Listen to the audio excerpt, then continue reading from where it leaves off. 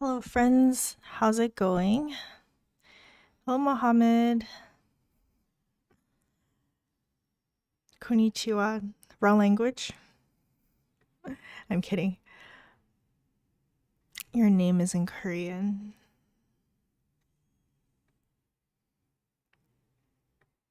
Okay, so before we begin, wait a second. Why is this not working? Is it working? Name is in Korean. Okay, never mind. It is. Okay, so before we begin, I want to actually do a poll.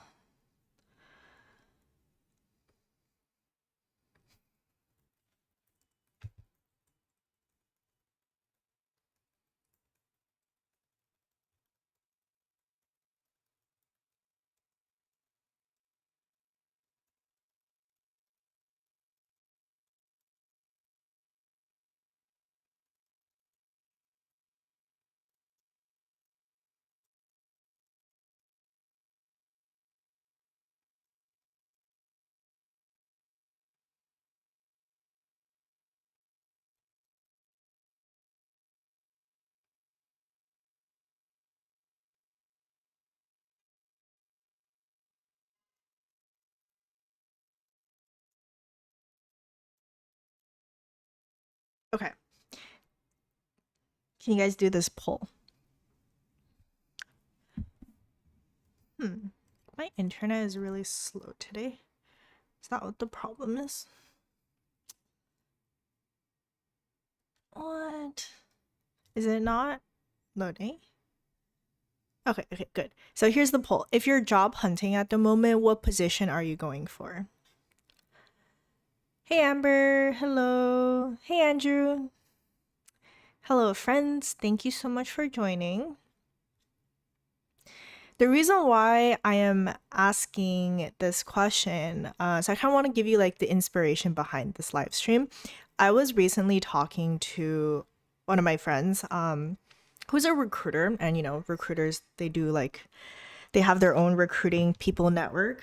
So they talk to each other a lot. And we were talking about the fact that the job market, the labor market right now, it's definitely not a friendly market. But we talked about how it was like a very skills based market right now, especially with like interest rates being really high, companies being more conservative, all these different factors combined, it makes a lot of companies a lot more conservative. So they only want to hire people that they think are going to be really, really, really good and are just almost like guaranteed to be a good fit for their job. So we also talked about some other things which I want to share with you guys. The kind of general situation that the economy is in right now. So I am going to focus a bit more on North America, but at least I can't say for other countries. I mean, I can say for China because I also am familiar with that situation. But if I were to hazard a guess, it's quite similar across the world right now because we are going through more of a cool period, globally speaking. So generally, that makes the labor market and employers just a lot more conservative. All right, that is the premise. How come I can't see your... It says as there's 0 votes on the poll. Can you guys even see the poll? Why does it say there's 0 votes? The poll isn't... Yeah, it's not updating for me either.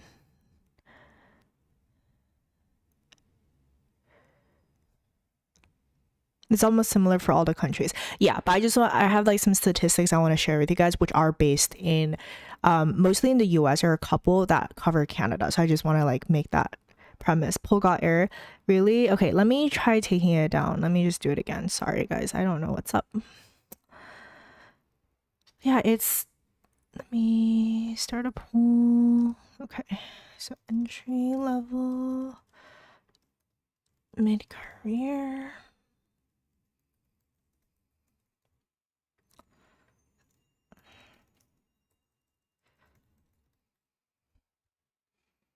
Okay. It's doing that again. Okay, wait. can you try again? Can you try voting again? See if it works. Oh, wait. Okay. So poll completed 60 votes. Okay. So it looks like most of you guys are doing entry level, some mid-career. Okay. Yeah, that was weird. I just posted results again. Hello, DYDX. Now it works. I can see it, I voted, but then it went away. It's weird. Okay, well, it looks like most of these entry level. So I want to share some statistics with you guys, okay? Okay, where's my notebook? All right. Okay. So for entry-level positions, currently speaking, there are only 2.5% of all job postings that are considered entry-level. And this is from ZipRecruiter in 2024. Out of these, only 1.9% do not require any experience. So that is obviously a very small number of entry-level jobs available, and this is down significantly from the previous few years. Okay. 38% of employers avoid hiring recent college graduates in favor of older employees, with over 50% of employers believing that current graduates do not have the necessary skills in order to do a job, even considering entry-level jobs. All right. Yes, 57% of job seekers say they also lack the skills or training prevented them from applying to jobs. This is across different, this is not just entry-level, this is everybody. Okay, so hiring for entry-level positions and then also less specialized positions. In October of 2022, this is from a report from PwC, there was 79% hiring for entry-level and less specialized jobs, right? So mostly less specialized jobs, things that are kind of like, say, generic software engineer, for example, or generic sales, for example, right? And in August of 2023, this number went down to 61%. So it's really indicating that, first of all, there's a lot less entry-level jobs. And then also there's a lot more preference in hiring older employees, especially these days. And then also for more specialized positions. See if anybody have any comments before I go on.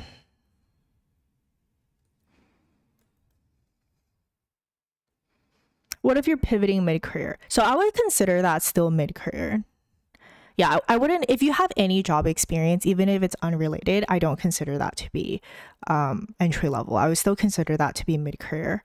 Yeah, I want to talk a little bit about that later, actually, because I do think a lot of people, especially mid-career, are kind of shooting themselves in the foot because they don't perceive themselves as having skill sets that are not entry level, right? Like there's a lot of things that you learn from your job that would make you very different and a lot more. You can learn a lot faster than someone who is truly entry level. Okay, it works now. Stand on business. Dang. So how does one get experience? It is midnight here in Himalayas. Hey, thank you so much for joining. I would say go to sleep. I have some data analyst experience. I'm pivoting from 5 years of finance to tech. That's how I've been feverishly working on my portfolio, currently putting together a computer vision project. So we need to do a certification as an entry level. Hello, will this live stream be posted as I will have to go soon? Yep, it'll be posted. Do not worry. Go to sleep, anybody. Go to sleep. What do you consider mid-career? Mid-career, I say at least like 2 years of experience, 2 to 5 years, I would consider to be mid-career. Okay, so I want to go on with some more statistics. Okay, so that's what we would already establish. There's really not that many entry-level jobs. Employers are a lot more conservative, and there's also a lot less specialized positions available as well. And just the overall kind of landscape right now is not great. On top of this, if you guys have been applying to certain jobs, you may have noticed that there are kind of more and more ridiculous requirements from it's like ridiculous requirements from companies, especially if you look at like large language models were AI based. Like different companies are looking for AI based positions. Looking for AI based roles.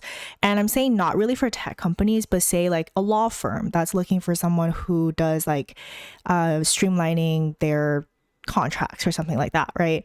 Or you get like medical fields looking for someone to apply AI to their data sets, especially those kind of positions. You might see like some ridiculous shit, like 5 years of large language model experience. I'm like, bro, like large language models they've been around for a while, but they haven't really been like popularized, and the new frameworks and stuff, they barely exist for like a year or 2 years, where it would say something ridiculous like 4 to 7 years of like some sort of like AI generated art or like some shit like that, right? And it's like that shit, it doesn't even exist from prior. So those like the maximum ridiculous level. But you also get things just in general, it's like inflated requirements now compared to previously. Even for entry level positions, they just have like really ridiculous requirements, but they don't increase your wages, right? So they have these ridiculous requirements, but the position itself is still the same, and the amount that they're going to pay you is still the same. So why is that? Okay, couple reasons.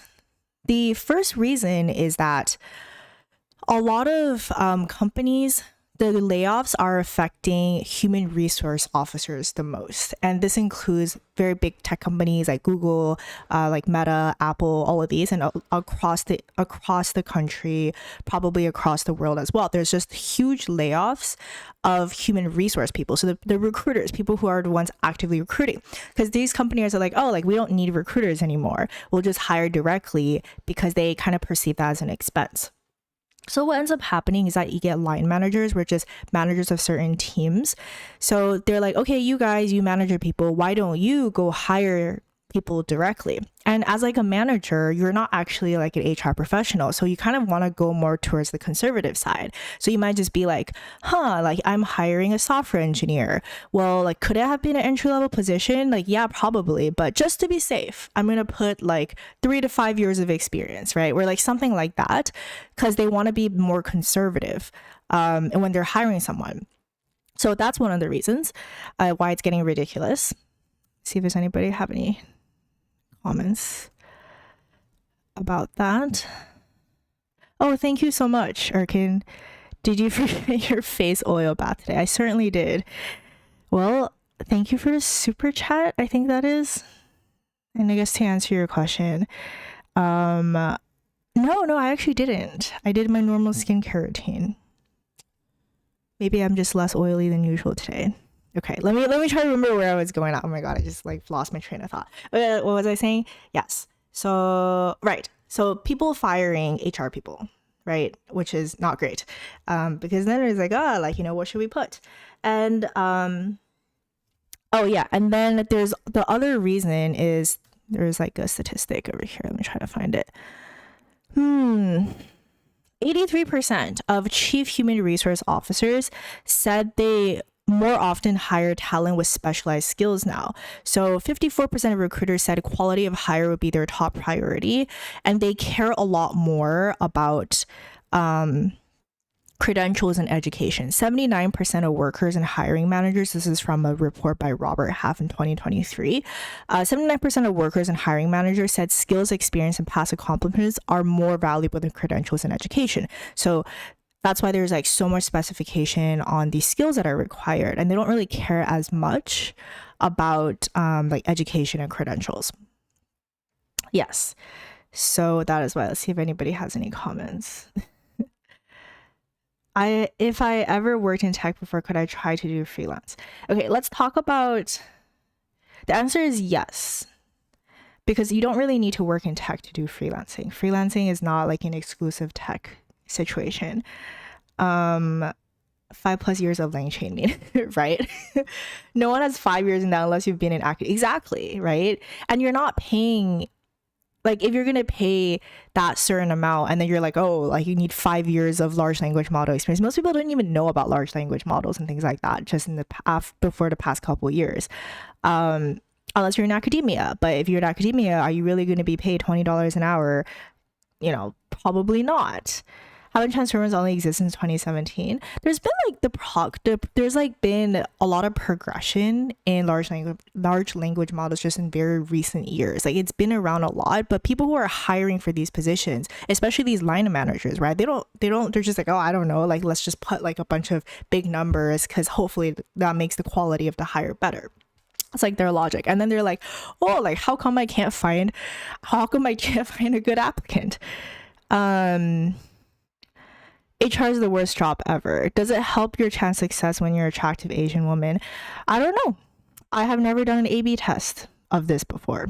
But are people having 3 to 5 years go for exactly? That's the whole issue, right? So, well, the reason why they're going for entry-level jobs is because they've realized that they don't even know where to go for other jobs. Like, there's just not that many jobs available in total. So if you're someone who's like mid-career, you might start applying for entry-level positions because you're just like, let me apply for everything and see what happens, right? And this is actually even worse for people in entry-level positions, because not only are you competing with just your other entry-level people in general, now you're also competing with people who may be mid-career, right? They do have that experience. And if you get even if you list something as entry level as a company, like, think about it. If you're a company and you are hiring somebody and you say it's going to be entry level, and then like a bunch of your applicants already have job experience. So as a company, what are you going to do? You're going to choose the people who have experience, right? So that just is even harder for the entry level people because you're competing with people like that.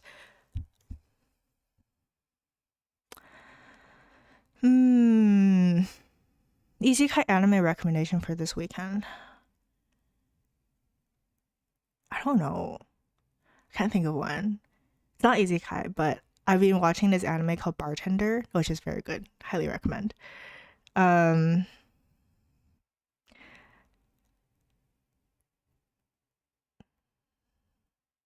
idea. Okay, well, I will check out this one as well. I recently rewatched Orange, if you guys have watched that one. Yeah, it's like a lot of tears. They're probably using AI to create job description, and it's wild. When working as a lawyer, I use ChatGPT to assist in my work. Do you think I should disclose this to my boss and colleagues? I think it depends a lot in terms of, I guess, do you have a good reason to disclose to your boss and colleagues is the question. Like, if you're not violating anything, yeah, that really is a case by case kind of basis to see what it is. In some ways, disclosing that could be a good thing because you're basically saying, hey, I have the ability of using new skill sets, and that actually can open up more opportunities. But if you're not sure if that's something that they're okay with, then, probably don't do that. Do like, kind of ask around a little bit and see generally what's the sentiment behind what people are thinking of. If honestly it was someone with fine coding experience, what should he do to quickly get into like really training to be an employed dude? What? I'm not sure what that means. Really training to be an employed dude as opposed to an unemployed dude. So you want to get a job. HR professionals are making lengthy the process. They get to talk with the person you will work with directly and understand which skill set really needed. I believe it is not efficient. Just completed MCA and also knowledge of AI and data skills, but always getting rejected when applied what to do. Bartender, it is so good. Okay, let me talk about this. Okay, now that we've kind of established this whole kind of situation, right?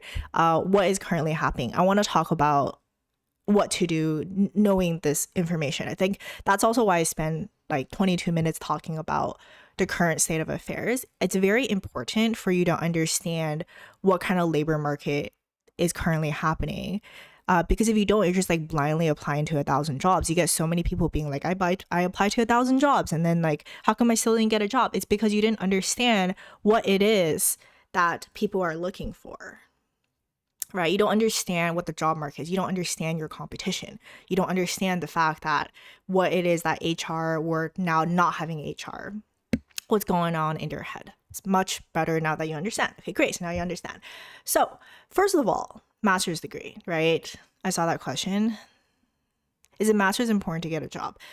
That is dependent on what industry that you're in, right? So I'm not going to comment for all industries. I believe, I have I think the video that I'm making right now, or maybe it was the other one, I forget. Maybe it was the other one. Yeah, so there was, shoot, I forgot the statistic. For a lot of different industries, I think this one was across industries they did. Having a master's degree, I believe, increased your earning potential by like 20K or something like that per year. So it goes from like 60K to 80K on average in the United States. However, given the fact that, as I was saying, you get everybody getting more degrees, everybody, like, you get people who are more senior trying to compete with entry level positions, and knowing that this economy is more of a skill based 87%, whatever the stat it was that I said earlier, all these recruiters, all these companies are looking for people not for more certificates and more for education, it's for more skills. So given that's the case, in most situations, it is not a great idea to just go into a master's degree unless you have a very good reason. Just getting a master's degree because you can't find a job is just, it's just gonna take more of your time. You might find that you still don't have a job, and especially realizing that recruiters don't really care that much about you having more credentials at this point.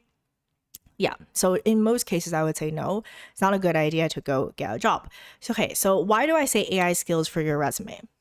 So we also talked about this specifically because as we were talking about the fact, okay, like people need to have more skill-based training, right? And what kind of skills it is. So first of all, obviously, whatever industry that you're in, go look at the job requirements. Whatever skills that are there, make sure you know these skills, right? Honestly speaking, a lot of the skills that are required, it's not that hard to learn. Take an online course, go to like one of those trainings and things like that. It's honestly not that difficult to learn. And it's very important because companies themselves, they don't really care to train people that much anymore. So they do have that expectation that you need to come in with the skills that are required. And honestly, you can't really blame companies for doing this because people have a tendency of just quitting their job and going somewhere else, right? So they are just like, oh, why would I bother training you? Because you're probably just going to come here, I'll train you, and then you're just going to quit. So that's a waste of my resources. So that's why they care so much about you having the skills already. So first of all, just make sure that you have the skills that are there, like whatever it is that's there. Honestly, these days it's really not that hard to learn things by yourself, or, join some sort of either like quick training or boot camp, or, for a month or something like that. In addition to that, AI.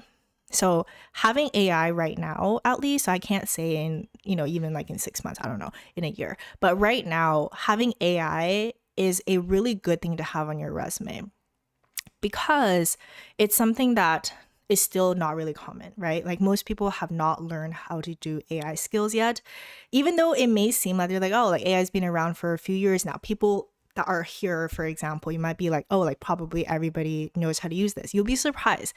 The majority of people outside of the community who is enthusiastic about AI do not know how to use AI yet. However, they know that AI is important. So that's the same for managers and these people. They're like, AI is an important skill. So if you have that on your resume, it's something that will elevate your resume significantly compared to your peers who most likely did not put those things on their resume. And again, AI skills is really not that hard to learn. Even if you're non-technical, just think about whatever industry that you're going into, right? For example, I think marketing, right? Like say you're going into marketing and you have your, normal things that you have to do. But if you just put ability to use ChatGPT, prompt engineering, just play around with it for like a few days. Use it for marketing, like using prompt engineering AI for campaigns and things like that.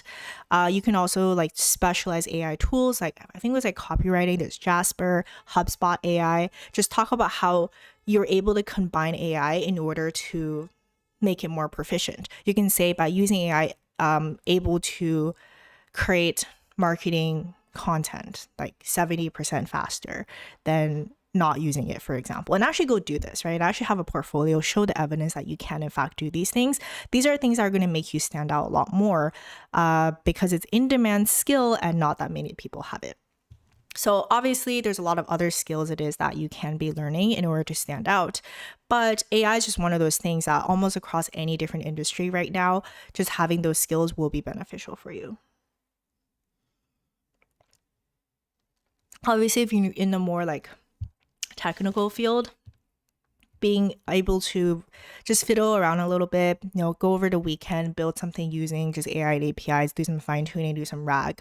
And then you can just say, oh, I have and obviously show the projects and stuff that you've done.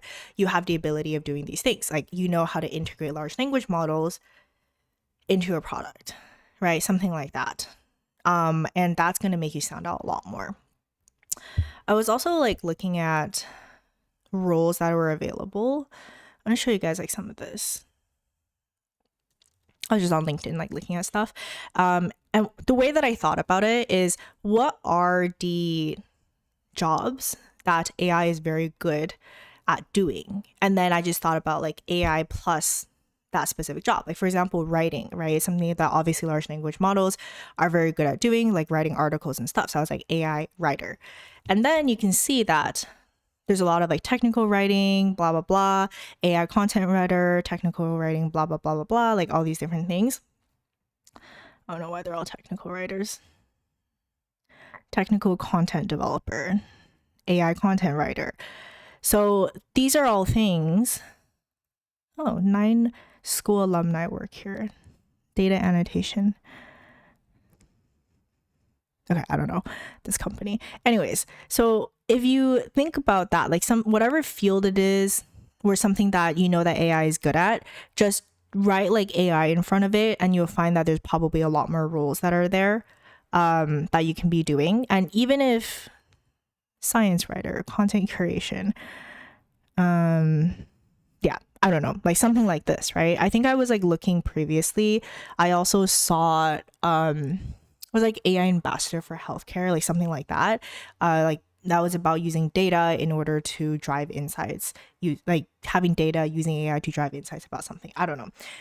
But try to think about in your field, and then look more specifically for AI specific positions.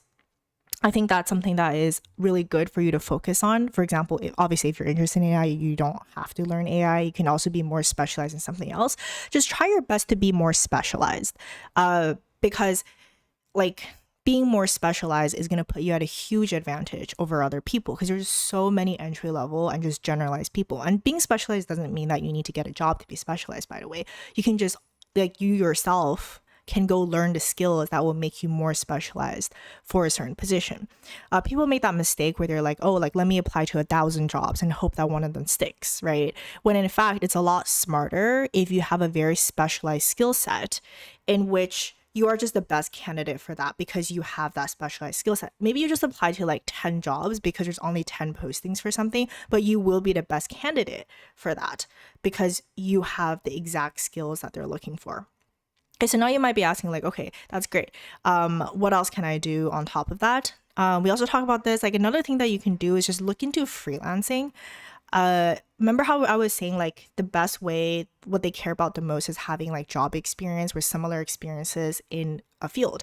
Well, oftentimes that could be really hard because you can't actually get hired, but you can also you don't need to get hired to do something on top of just doing personal projects. You don't need to be hired to do a full-time job in order to gain this experience. You can also do contracting, and that's something you can put on your resume as well, which is a lot lower barrier of entry. When I was a student, or after right after I graduated, my favorite way of doing this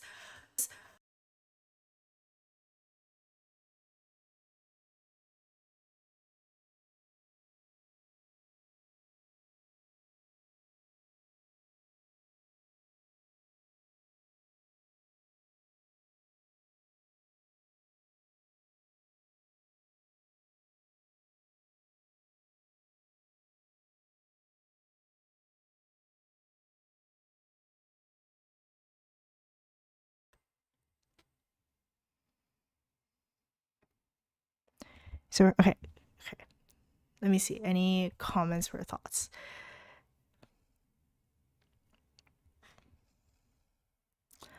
Okay, let me just finish my thought. Yeah, one of my favorite things when I was just graduate as a student is just go to professors and offer your services for free, and then you can put that on your resume, right? As you get older, contract jobs are honestly not that hard in order to get. They're not going to be great jobs. I would just go with anything at this point. I'll just be I will do free labor for you. I will write, say if I was going for copywriting or marketing or something like that, I would just be oh, friend family friend person, like I'll make your website for you, right? We're like, do you need to have like advertisements? I'll write your advertisements for you. Things like that. Like generally speaking, people are going to let you do that because it's free labor. And after you do that, you put that on your resume and that is job experience. So it doesn't like try to like think outside the box a little bit in terms of getting your specialized skills and in terms of what counts as job experience, rather than just applying like so much to all these different jobs and kind of just hoping that one of them is going to take you. Try to make your resume more specialized and try to have the experience that people are looking for.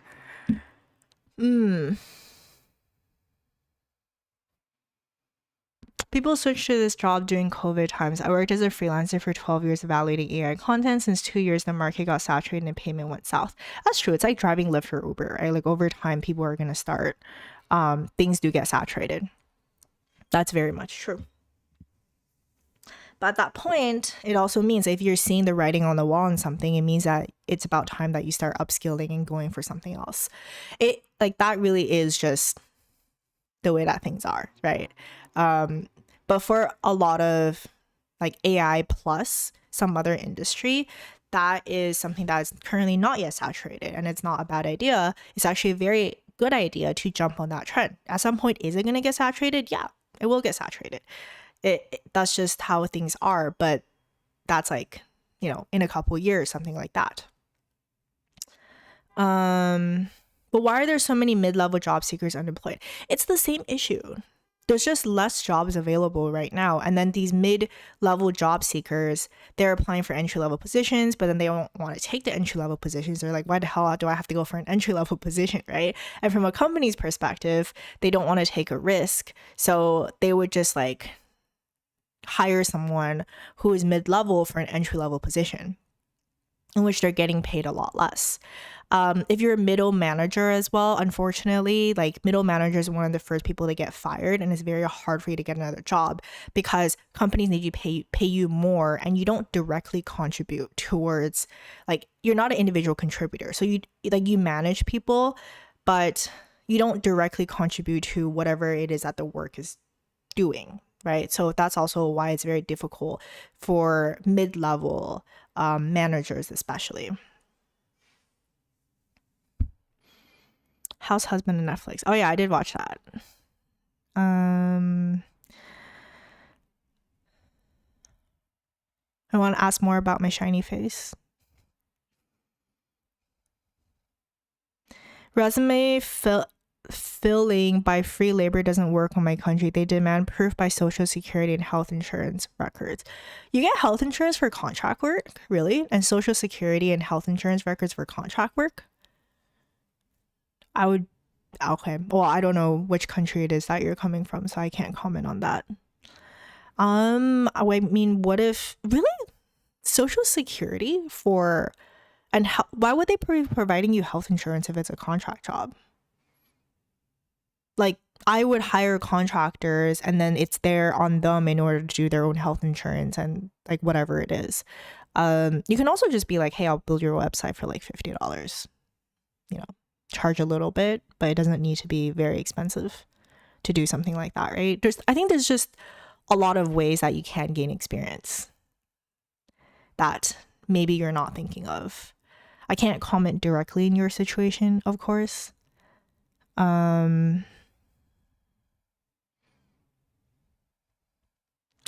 you know how the job market is? No, I'm in Germany. Nope. I'm sorry. I don't know anything specific about the job market in Germany, but if you just like a quick Google search, you'll probably know like how unemployment rate trends are going. Look at the statistics on how many jobs there are available, what kind of jobs are available, median salary, things like that. Any like significant layoffs. I see that people with portfolios and stellar resumes apply for the same job. I upskilled and created AI prototypes, but I see even stellar resumes. How to be an outlier in this market.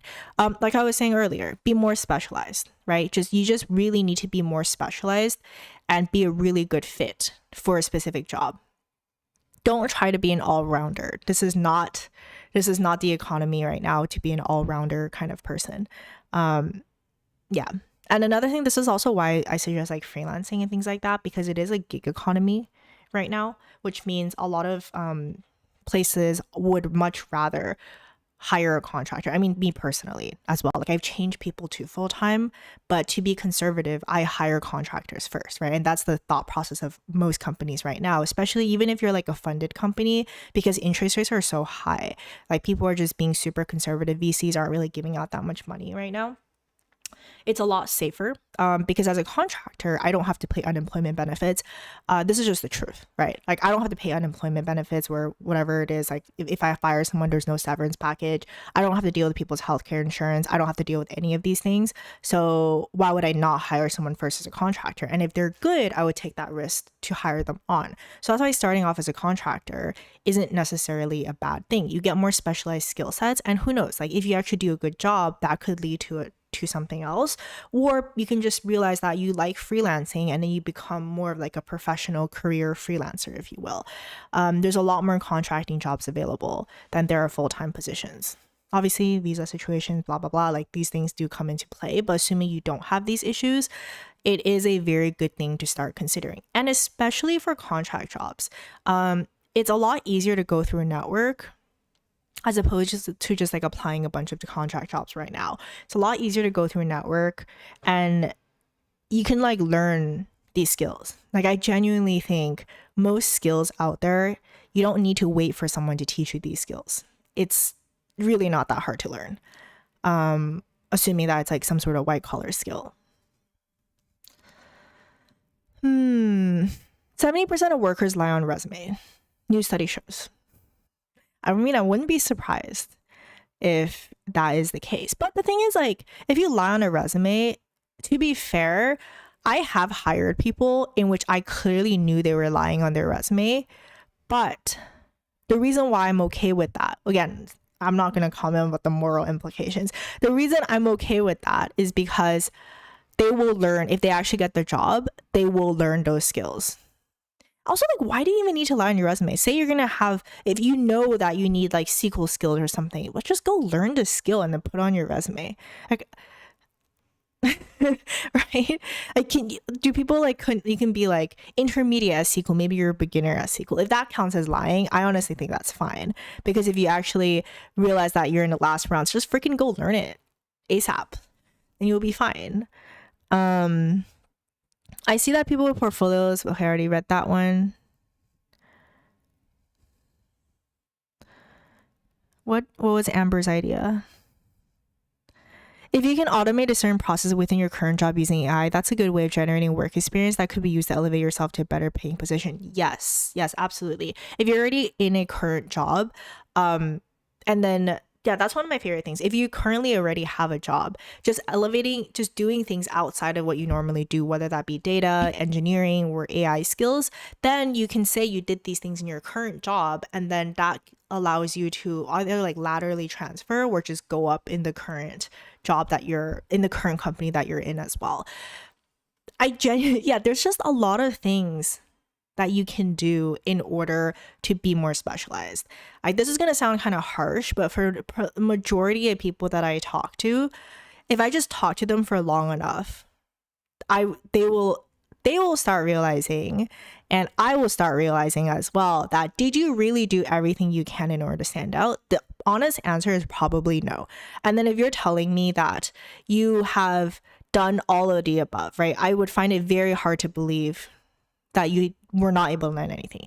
You tried contracting. You tried all of these different things. You tried gaining all these skills by yourself. The most likely scenario is that you probably didn't do that. Like you probably just applied to a bunch of different jobs and just hoped one of the jobs will get back to you. And then you can be like, oh, how come like I don't get a job? Like if you apply to 1,000 jobs and you haven't landed a job yet, that clearly shows that, yes, is it a labor market problem? Absolutely it is. But how is blaming the labor market going to help you out? That clearly seems like it's a you problem, right? Most of all, it's a you problem because there are jobs available.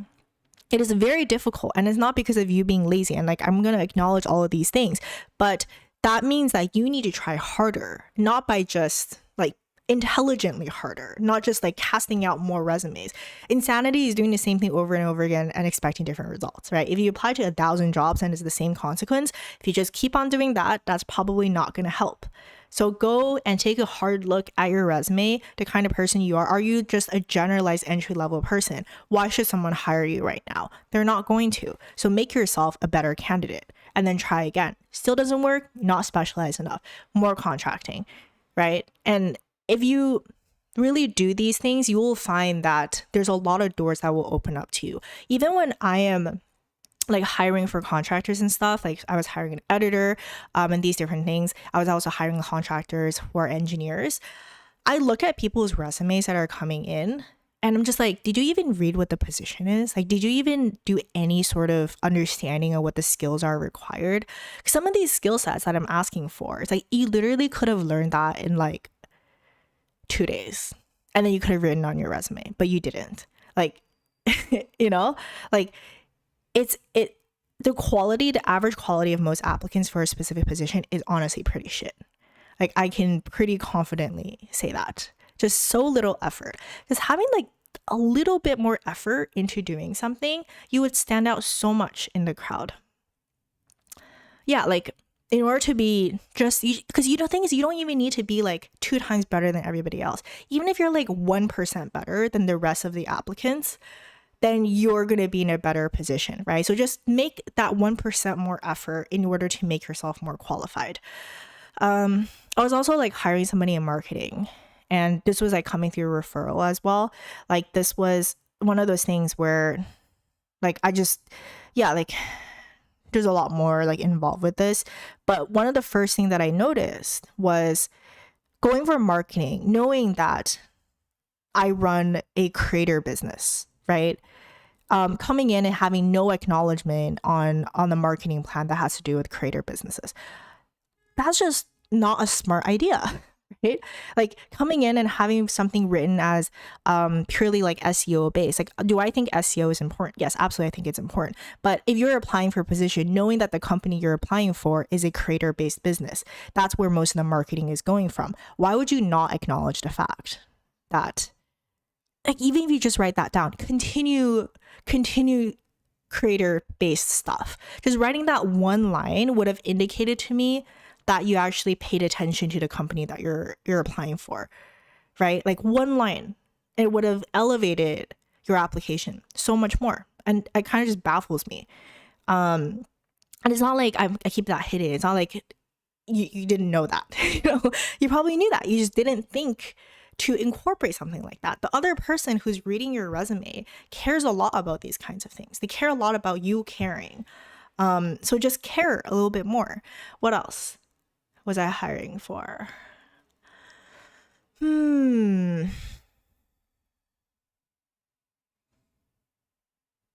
Engineers, right? Engineers. I would say something like, do this in this specific way. And then it would just be like, not doing it in that specific way. I'm just like, why would you do that? Just spend a little bit more time on each application rather than casting your net out. I don't know if you guys have any like additional comments as well. I'm looking for a job, but if you look at it, my experience is all over the place. Okay, something else. Okay, Mina, another comment that I have: when I was applying for jobs personally, I have a huge Google Doc of all the things that I have. And then depending on the position I'm applying for, I would actually put the relevant job experiences in my resume for that specific thing. Like, because I have, my background is all, honestly, I'm all over the place as well. Pharmacology, pre-med, a bunch of like hospital stuff. And then bioinformatics, computer science, data science, software engineer, content creator, technical writing, like freelancing in AI. So mine is all over the place as well. When I go for a certain position, I will choose the ones that are most relevant, because there's no reason why you need to put everything on your resume, right? You can be picky about what goes on your resume that is actually relevant. It's better to like create a consistent story that is suitable for a certain position rather than trying to put everything that you have.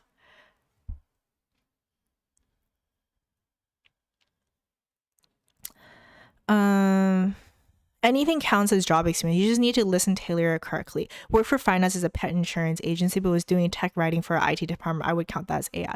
There you go. Like, I don't think you should lie about whatever it is that you're doing, but there are a lot of things that you can do in order to put on your resume, and it doesn't need to be like a full-time job and only then does it work.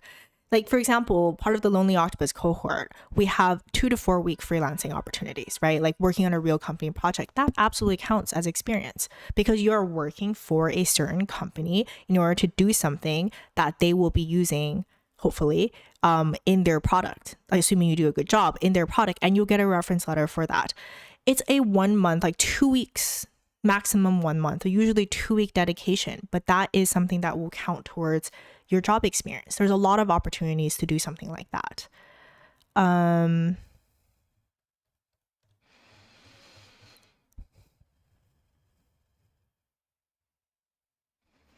Do I reject AI written resumes? No. I mean, if I notice that it's AI written, like, I don't really care, right? I honestly don't really care. I was also looking for a translator because I was looking to translate my courses into Chinese, and I didn't want to like translate it all myself. And then I was looking at the people who were applying for this specific position, and I can tell that most of it was ChatGPT, right? And the thing is, I don't care. I like directly even tell candidates that I don't care what you use, and I know that something is ChatGPT. What I care about is that this specific kind of keywords, like for example, words like prompt engineering, large language model, blah, blah, like things like that, right? As long as those words are correct, I'm okay with that because the rest of the translation, I'm not going to like be reading word for word anyway, right? So I genuinely don't care whatever it is that you're using, as long as you get the job done. Can you suggest some soft skills required for higher positions? Good question. I think the really big difference between people who are entry level and people who are in higher positions is just the ability to understand what the other person is thinking, right? Just I was saying earlier, an entry level person might be like, I'm going to apply to 1,000 jobs and hopefully one of them sticks. While someone in a higher level position would be able to think about what is the current economic situation? What is it that the person who's going to be reading my resume cares about? And then just being able to understand that and tailoring yourself in order to fit whatever it is that they want. That's literally it. Just being able to understand other person's position and making their life easier. If you make someone else's life easier, then they will like you as a person. If you make someone else's life harder, they will not like you as a person. Hey, yeah, new here. Actually, I'm a pre-med student. Want to change career line in tech. I'm going to do double degree. Should I go for it? Like, if yes, what to pair with data science? You know, that's another thing. I was mentoring someone, I think he was like 21, 22. I don't know. He graduated, I think maybe for a couple of years. And he was doing like merch stuff for me, right? Because he was like, Tina, do you want to do some merch? And I was like, okay, let's do that. But then after working with him, and he's honestly a great person, you know, if you ever watch this, like he was a really great person. Super hardworking guy. And then at some point I'm like, oh, like, you know, because this merch, like it honestly wasn't going really well. Quality wasn't great. And then just everything was way more expensive than it needed to me, especially because I am Chinese. Like I was looking at the quality of the material. I'm like, how much are people charging because it's made in China, right? And he was like certain amount of money that he was charging. And then I literally went to somewhere in China and I asked them to produce this thing, how much it's going to cost. It was 1/4 of how much it was that they were charging him because he didn't speak Chinese, right? And I was like, okay, that's very interesting. What's your background? He's also not very good at operations. It's like, what's your background? He said, oh, I'm a software engineer. Okay, so what about the rest of your team? We have a couple of sales guys and we're all software engineers. And I was like, do you want me to be honest with you? I was like, yes, I want you to be honest with me. I'm like, why the hell are you doing merch and operations? You're a software engineer, right? Like, that's one of the things. Like, don't throw away the things that you currently have. Like, the experience that you have right now, don't just pretend that it didn't exist. Not, you know, that doesn't make any sense. You have a certain skill set. You should utilize the skill set that you have. You can add on to that. You can learn more skills and you can transition at some point if you, for some reason, like don't like at all the thing that you currently have a skill in, but don't abandon that, right? Like the amount of time that you spent in that skill, like that is your unfair advantage. Like for him, he was just like, oh, Tina, you know, I got this other job doing like marketing operations, whatever. He's like, do you think I should do it? I'm like, obviously make your own decision about this. But if I were you, I would not do it because why would you do something again? Why would you do something that you don't have any expertise in? And he's like, I could learn. I'm like, yeah, you could learn. Like, I don't deny the fact that you could learn, but why not use what you currently have? Then go learn whatever it is that you want to be learning. Don't like go compete based upon your kind of like, why would you compete your weaknesses against someone else's strengths?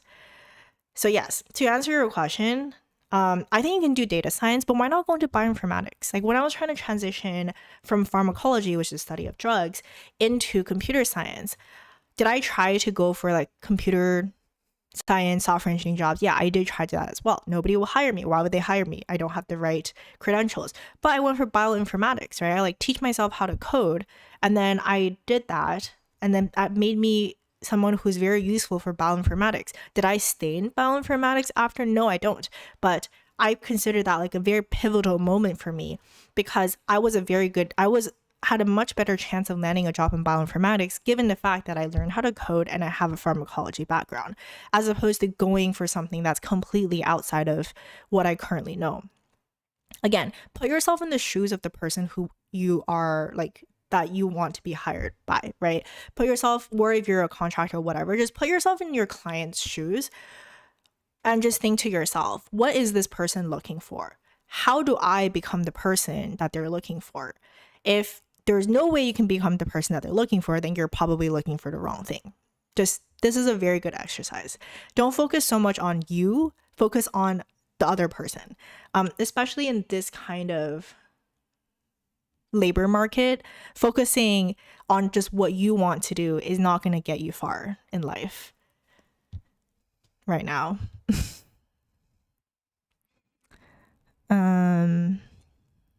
Graduated next year in a business major and a year of sales ops experience, skilled in CRMs, Notion, digital tools, Figma, and AI courses. Any job search tips for non-tech fields? Okay, if I were you, like do your job search, right? But like for you, for example, absolutely what I would do is start offering your services contracting on the side, right? That's going to gain you a lot more experience and put you out of the entry level part, especially if you're doing AI courses. Do the fact that you're able to use that, like Notion AI, right? Figma AI as well, so HubSpot AI, all these things, as well as like ChatGPT, all like whatever it is that is within your domain. Try offering this is actually what you have is one of the easiest ways of offering your services as a contractor. So start doing that, and that's gonna make you a lot more specialized. And use that on your resume in order to go for more positions. Maybe you can be doing sales ops for like technical sales, right?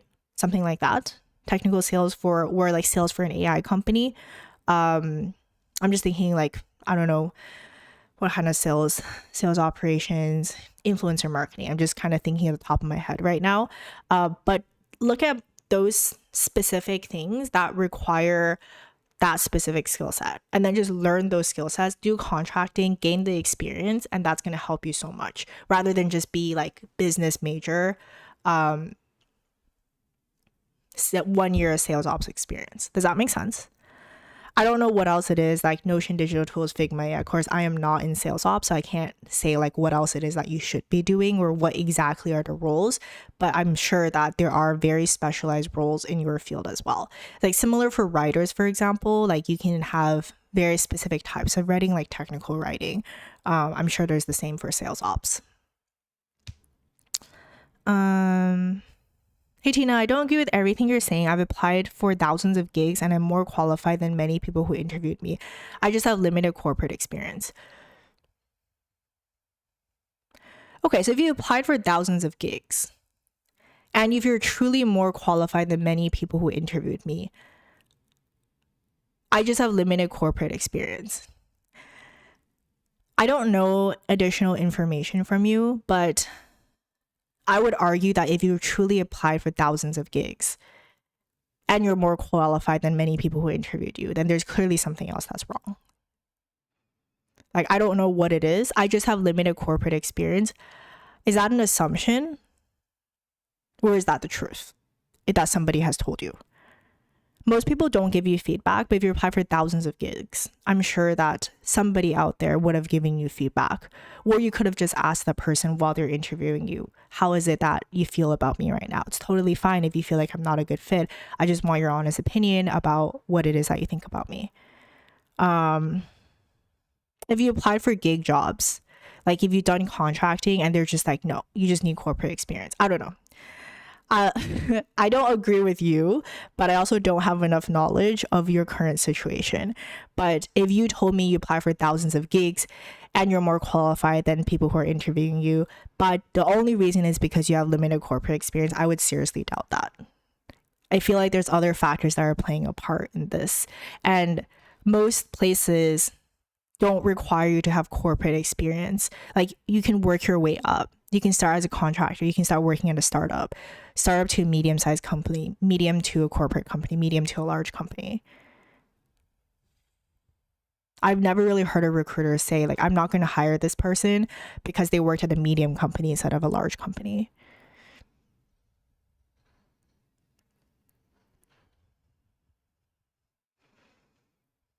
They said you don't have corporate experience. Okay, then get corporate experience, right? Like I just said, if you, instead of applying for thousands of jobs, knowing that you don't have corporate experience, then get corporate experience. Either go in as a contractor, right? A lot of corporations hire contractors as well. Or you go to a startup to medium, medium to corporate, medium to large, whatever corporate means. Just do that.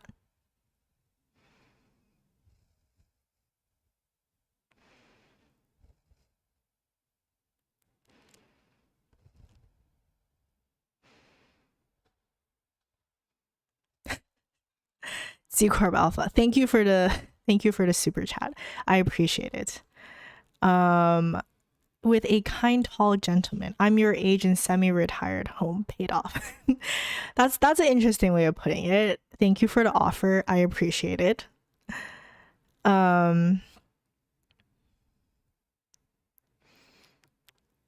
Economy so bad, there's YouTube channels like Tina that converted to job search advice channel.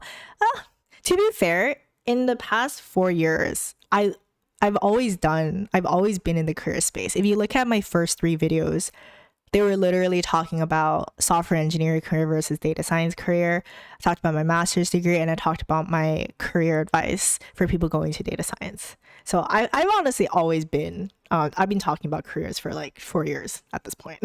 But to be fair, it has changed. Like I used to be like, go for tech, dream job, go for tech, do these things. Now I'm just like, bro, like the career is not that great right now. I would much rather, I suggest people going for more contracting jobs personally right now. I think it's a lot smarter. But yes, thank you so much, Z Corp Alpha. I do appreciate it. And thank you so much for the super chat. But I am currently not looking to get a drink with a kind tall gentleman. Thank you though. At least I have the guts. Yes, thank you for shooting your shot. You do have the guts and I appreciate that. Economy. Okay. Can you hire me? I have no. Yeah, don't call him a simp. He shot his shot. Come on, that's not nice. I do appreciate you shooting your shot. You should keep doing that. It is important. Is it important to love what you do? How do I say this? Gosh, before I go on another rant. It is important to love what you do, but you have to earn the right to love what you do, right? If you're an entry-level person with no experience, no specialized skill sets, and no reason why somebody wants to hire you, the cold, honest truth here is that you don't get to choose what you love to do because you haven't earned the right to choose what you love to do. If you have specialized skill sets and there's people looking, like coming to you, begging you to work for them or begging you to help them with something, then you get to choose something that you love to do.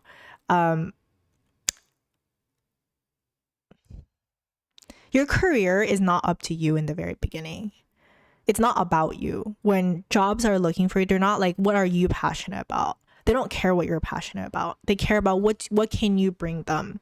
Only when you get to a certain skill set, certain level, and people really start caring, like they actually want you to work for them specifically, only then do you get to say, I will choose this or I will choose that and be picky about certain things. Before then, you don't have the right to be picky about what you want to do, you know? Don't call him a simp. That's not nice. I made her smile. You did make me smile. Thank you. Really. I have respect. I have respect for that.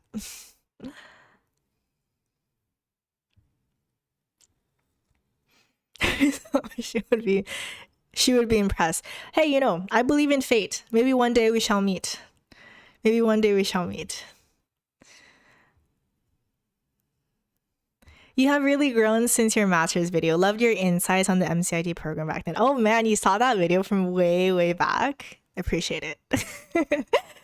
I hope my camera presence has gotten better. Why is contract better? Good question. Why is contracting better? Okay, when I say better, I just mean in this current economy, the number of full-time jobs is decreasing. Wages are staying stagnant while skill sets are increasing. However, in the gig economy, people who do freelancing and contracting, that's not the case. There are more people turning to that side. There's more need. More companies are hiring contractors and freelancers. And also, if you become more specialized as a contractor, you can actually make more money than you're currently doing at a full-time job.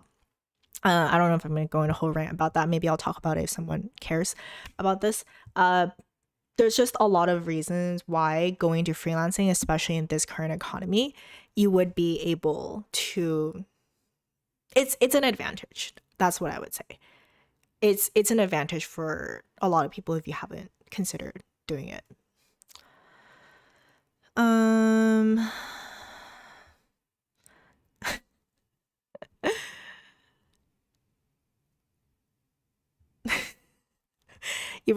Why are you here? Go away.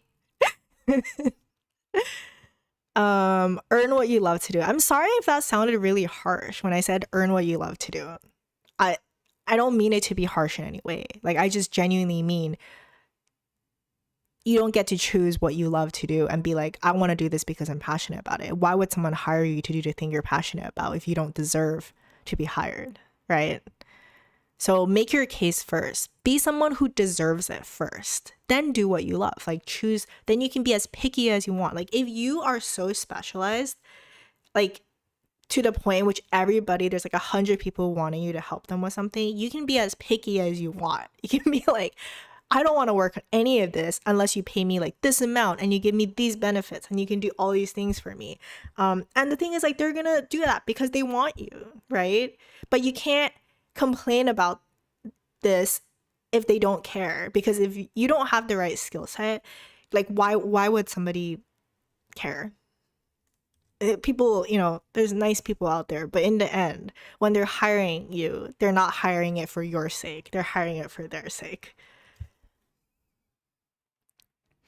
What are your thoughts on applicants with less than 1 year applying to jobs asking for 2 to 3 years? I think you can apply for that, but again, like, if you just spend a year working on contracting jobs associated with that specific job, or if you just have more job experience, even if you don't have 2 to 3 years of job experience, but if you have a contract job that is pretty much identical to the job that you're applying for, they're going to be a lot more lenient on you, because they're like, okay, you know, but you did exactly what it is that we're looking for right now, so that's fine. I have 3 contract jobs and I'm earning 4 times. There you go.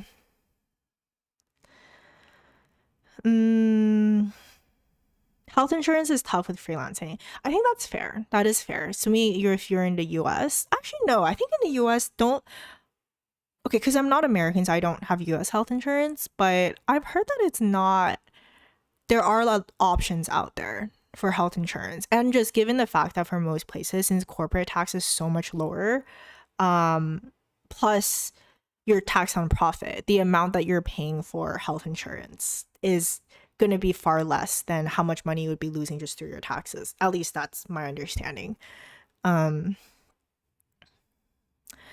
Did you ever consider returning to China as a viable career choice?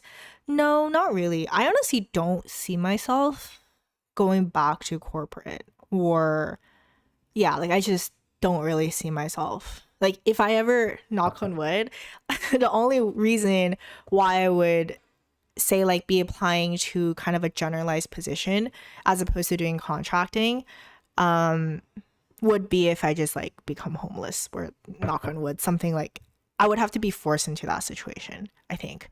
Because yeah, like having the freedom to do the things that I want to be doing right now, gaining that expertise, like just yeah, like I would need a very good reason to do something like that. Especially in China, the environment is not really great. I think doing business there is more viable, like that way I would consider, but not in terms of finding a job at a Chinese company, no. I'm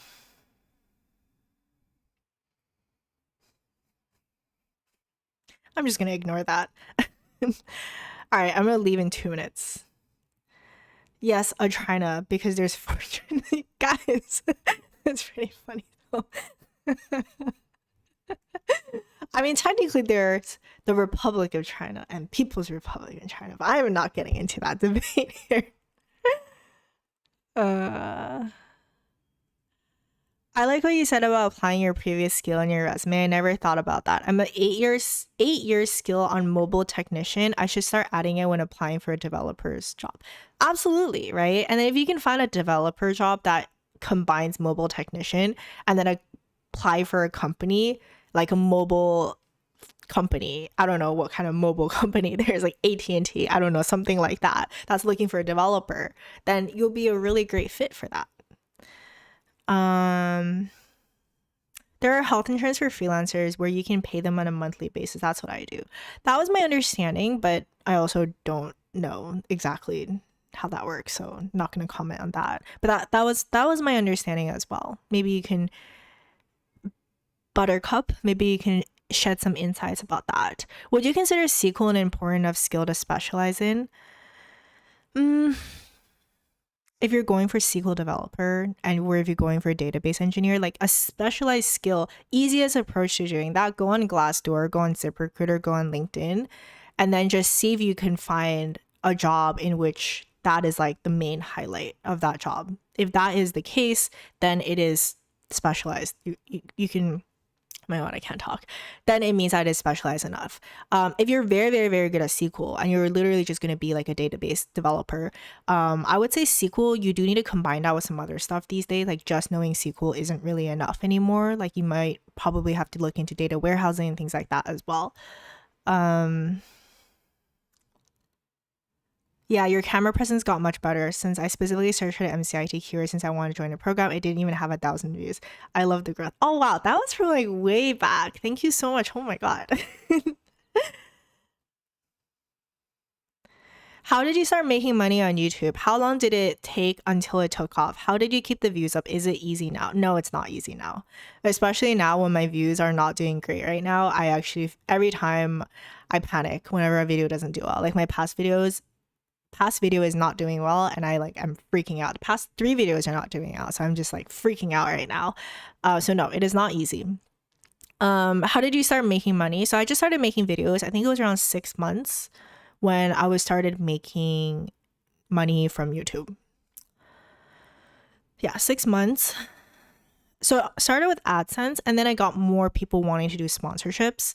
And then I think in the very beginning, I was actually making most of the money from like related to social media from contracting jobs. Like people would find me because I had a pretty specialized skill set in which I was technical, plus I had like media, like, you know, I could do social media, right? And I could write and I can do videos. So people found me to do like those specific of that specialized role.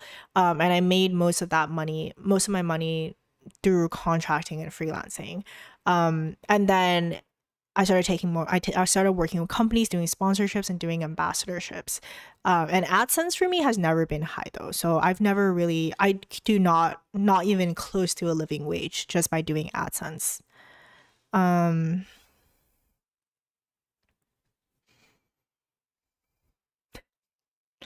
not commenting these things. Well, thank you for the super chats. Where did C Corp go? Thank you for the super. Okay, one more question and I'm going to leave.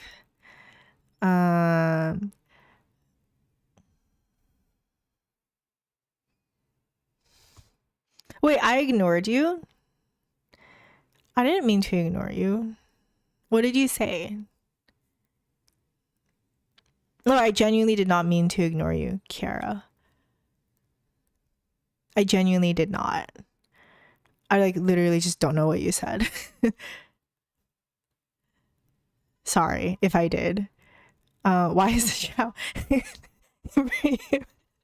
don't know. Wait, Kara, can you say whatever you said? I swear I wasn't trying to ignore you. I literally just didn't see your comment. I'm also not very good at reading, it seems. Okay. I'm gonna answer one last question about YouTube.